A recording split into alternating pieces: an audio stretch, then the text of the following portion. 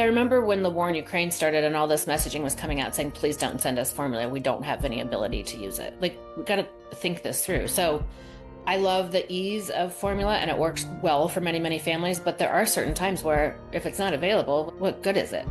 You know? Yeah, but breast milk always is. And I mean, I know that like our birth rates are going down, but there's always someone in your community, on your street, half a mile away, who has extra breast milk. So I just want to normalize this and spread the word. So how does it, can people just go on and sign up as donors as well? And then but they don't have to pay, right? That's just the people getting the milk that pay. Okay. Yeah. And our biggest safety feature is that we don't allow donors to be paid for milk, because I understand and value the time and effort it takes to pump and store and sanitize everything.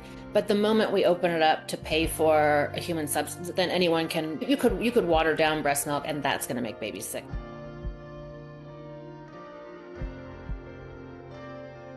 So really, I want anyone to have access to breast milk, especially as a breast cancer survivor. I had a lot of friends before I went through it who were like, how am I going to feed my baby? And I was like, I'll get you breast milk. It's what I do all day, right? So I think that, and I'm not at all anti-formula. This is literally just, if you want access to breast milk, we'll help you get it. But also, users create their account based on their zip code, because I want you to get milk in a timely manner and not because babies don't wait for, the Facebook notification to go off before they eat, and not have to pay to have it shipped. But also I want you to go out and meet other parents in your neighborhood or your community, because we used to raise babies in these villages, with sisters and grannies and everyone around, and we don't. And so go out and meet other parents and build these little ways of like parental support.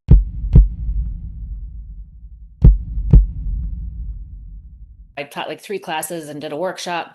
It was 9 o'clock at night. I poured myself a little glass of wine and I was like, don't open your laptop. But of course I did. And I had an email from a client and she was like, we're moving across the country and there's no way my husband's going to let me take this milk. Like, who do you know? And literally the email right underneath it was another client pregnant with her 4th and just been diagnosed with breast cancer. As soon as I deliver, we have to have a mastectomy. And so I knew both of these women. They lived maybe 3 miles apart.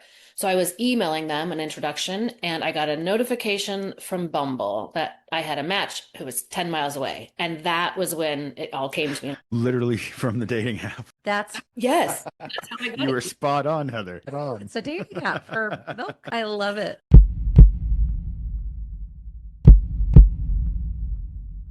If you just have enough to help feed your neighbor or your sister, that's where informal milk sharing comes in. So Share the Drop is peer-to-peer, all informed consent. I talk a lot about kind of going back to the origin story, date your donor. Ask, first of all, like if I was going to get milk from someone across town, I'd say like, did you go to prenatal yoga? Did you have a doula?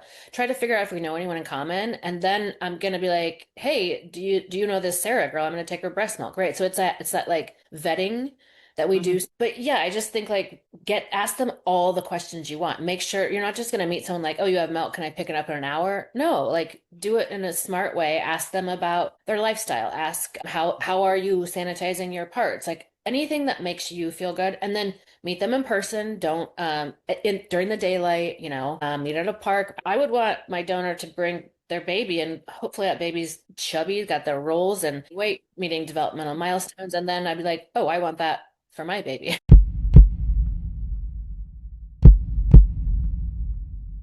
I mean, I can deal with like aches and pains in the body of pregnancy and help with that. But really with that mental health piece on how are they feeling? Were they happy about being pregnant? Had they experienced loss before? And how was that trauma coming back? Were they not able to get pregnant after years and years of trying? What was their life going to look like after? You have relationships that change once a baby comes.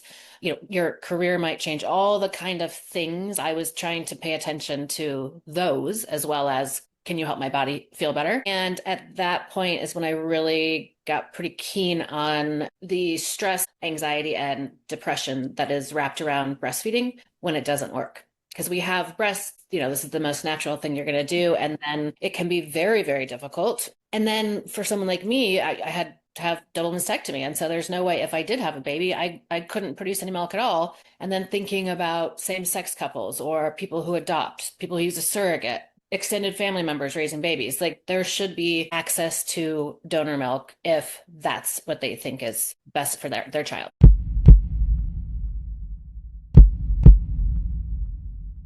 And our biggest safety feature is that we don't allow donors to be paid for milk because I understand and value the time and effort it takes to pump and store and sanitize everything. But the moment we open it up to pay for a human substance, then anyone can you could water down breast milk and that's going to make babies sick. They'll suck. Oh yeah, and Unfortunately, you'll have people starting milk farms and stuff.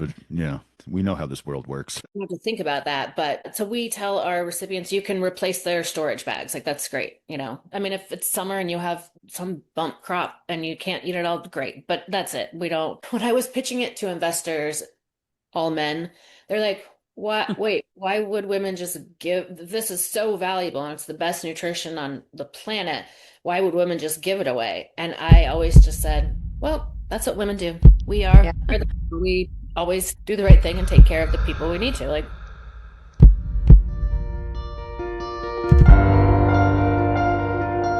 Thanks for joining us on the Healthcare Uprising.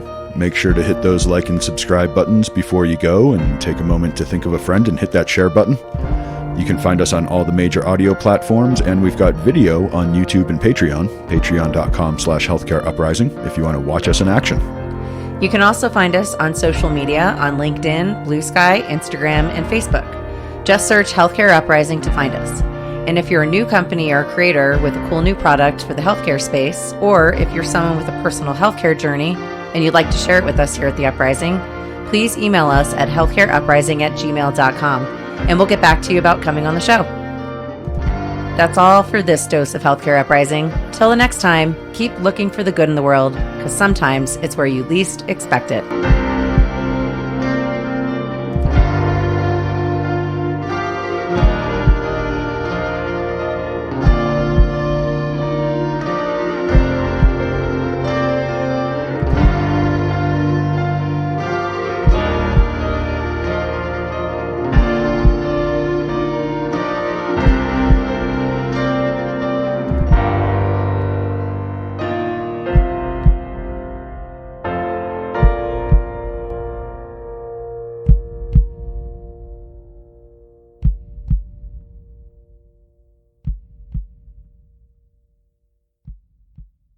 This has been a Shut Up production.